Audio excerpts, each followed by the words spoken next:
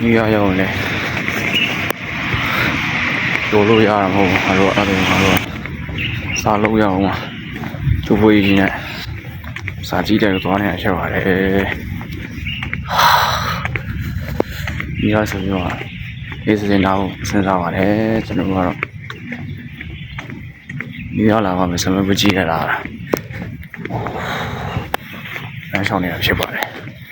ဟိုချင်းဆောင်ပြီးဟိုချစ်တီကြီးနဲ့တရုတ်ကောင်မလေးလိုက်ကြည့်နေတာဖြစ်ပါတယ်